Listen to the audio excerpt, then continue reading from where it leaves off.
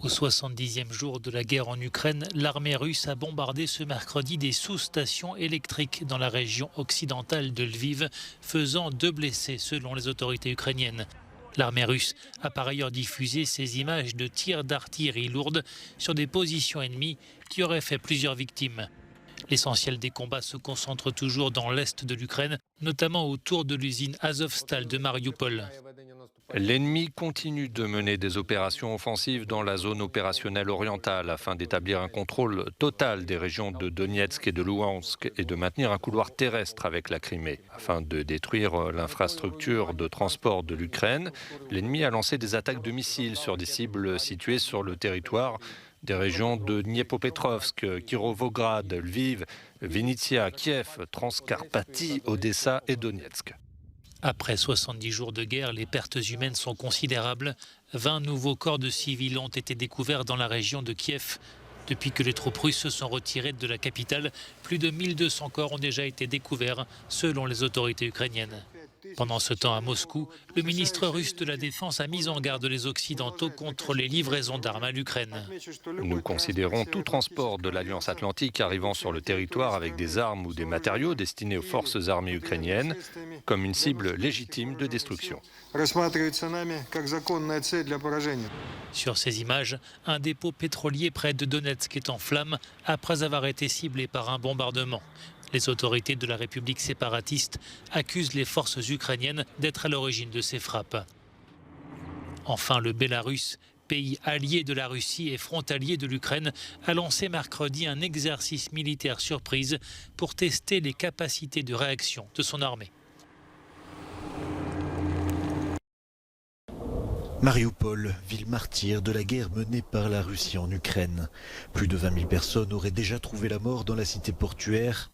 Et au milieu des décombres, un bâtiment, aujourd'hui méconnaissable, le théâtre municipal. Le 16 mars dernier, un bombardement russe l'a complètement détruit. Le bâtiment servait alors d'abri pour plus de 1000 personnes. Parmi elles, Maria, qui était par chance absente au moment de la frappe. C'était la réalisation ultime qu'ils ne sont pas en guerre avec l'armée. Ils sont en guerre avec chaque Ukrainien, avec chaque résident de Mariupol. Ils ne sont pas venus pour capturer la ville, ils sont venus pour la détruire. Aucun bilan officiel n'a pu être dressé jusqu'ici, mais en recroisant les témoignages et grâce à l'usage des nouvelles technologies, l'agence américaine Associated Press avance désormais le chiffre vertigineux de 600 morts. Les gens qui étaient dans les étages supérieurs sont morts. Ceux qui se cachaient loin des fenêtres, dans les loges à l'étage, au 2e et au 3e étage, c'est là qu'ils dormaient et qu'ils restaient. Et quand la roquette a frappé, ils ont dû être tués sur le coup. Sans en apporter la preuve, la Russie affirme toujours que le bataillon Azov est en réalité responsable du drame, une vérité qui devrait mettre longtemps à faire surface. Mariupol est aujourd'hui sous contrôle quasi total de l'armée russe. L'inflation bat des records dans la zone euro. Avec 8% de hausse, la Belgique connaît l'une des augmentations les plus élevées. Le prix des produits alimentaires, des boissons, des transports et de différents services augmente. L'humeur dans la capitale belge est à l'inquiétude, mais pas à la panique. Dans les supermarchés, la farine, le sucre, l'huile, c'est devenu cher. Mais qu'est-ce qu'on y peut, on espère que la situation va se calmer en Ukraine et que la vie va redevenir normale. Avant, je payais 38 € pour 78 couches. Maintenant, je paie entre 45 et 50 €. Ma mère conduit sa voiture régulièrement. Elle va parfois à l'étranger, aux Pays-Bas et au Luxembourg pour acheter de l'essence là-bas parce que c'est moins cher.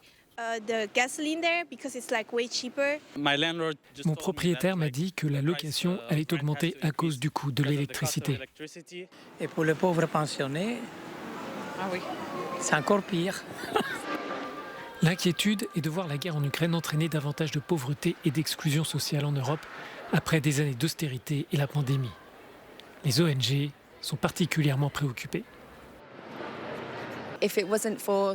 Si la société civile et les prestataires de services ne comblaient pas les espaces laissés par les gouvernements, ils n'auraient pas accès à des besoins fondamentaux comme le respect des droits de l'homme et des droits sociaux.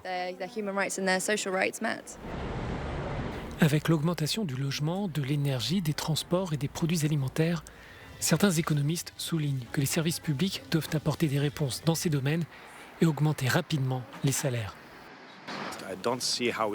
Je ne vois pas comment nous pouvons sortir de cette crise sans assurer en priorité le pouvoir d'achat des gens avec un salaire décent.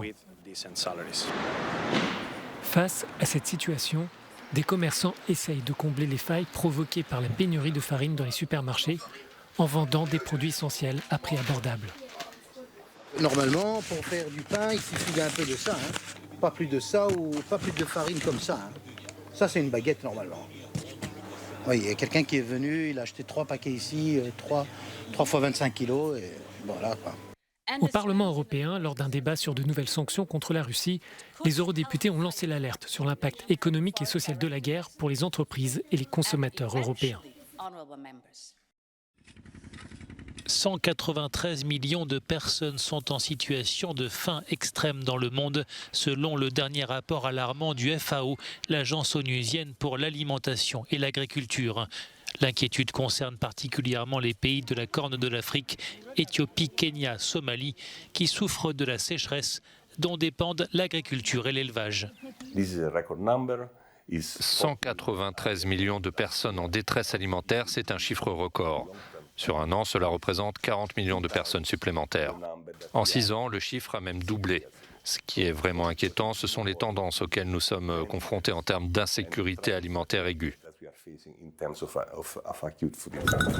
Dans la Corne de l'Afrique, les 3 dernières saisons des pluies ont été marquées par de faibles précipitations, entraînant des pénuries d'eau pour le bétail et une raréfaction des pâturages.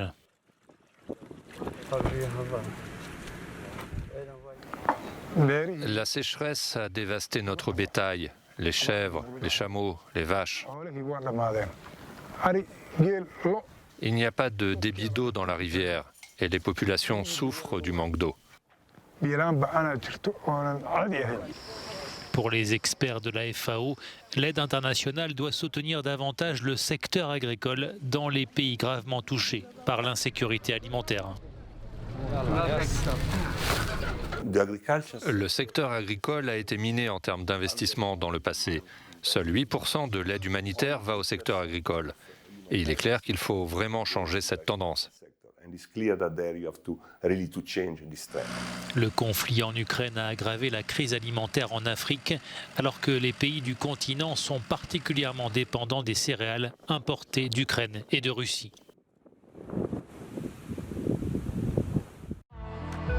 Karim Benzema et ses coéquipiers du Real Madrid se sont qualifiés pour la finale de la Ligue des Champions à l'issue d'une nouvelle remontada. Manchester City pensait pourtant avoir fait le plus difficile en remportant le match aller 4-3, puis en menant 1-0 au stade Santiago Bernabéu jusqu'à la 90e minute. C'était sans compter sur un doublé express de Rodrigo pour envoyer les 2 équipes en prolongation. Prolongation durant laquelle Karim Benzema a provoqué et transformé un pénalty pour une victoire finale 3-1 des Merengues. Au Stade de France le 28 mai prochain, le Real Madrid sera opposé à Liverpool, tombeur de Villarreal dans l'autre demi-finale. C'est en 79 avant Jésus-Christ que le Vésuve explosait et recouvrait de cendres Pompéi. C'est au XVIIIe siècle que l'on découvrit les premières fresques érotiques et au fil des fouilles archéologiques, il est apparu clair que l'érotisme et la sensualité étaient omniprésents. L'exposition Art et sensualité dans les maisons de Pompéi remet au centre cette dimension essentielle de la vie de la cité romaine. Je pense que la culture américaine moderne est un peu trop prude et mal à l'aise avec le corps humain. Et donc, il est agréable de voir la culture antique qui était plus ouverte et disposée à afficher et glorifier le corps humain. Le parcours est pédagogique et permet de voir que l'érotisme, la beauté des corps, étaient représentés dans toutes les sphères de la vie publique et privée, au terme, dans les restaurants et bien sûr dans les intérieurs des villas. Les familles et les enfants représentent une grande partie de notre public. Le thème peut sembler difficile, mais il est omniprésent à Pompéi. Il faut donc l'expliquer aux enfants d'une manière ou d'une autre. Nous avons pensé le faire à travers l'histoire d'un centaure à la recherche d'une femelle centaure. L'exposition Art et sensualité dans les maisons de Pompéi est à découvrir sur le site près de Naples jusqu'en janvier 2023.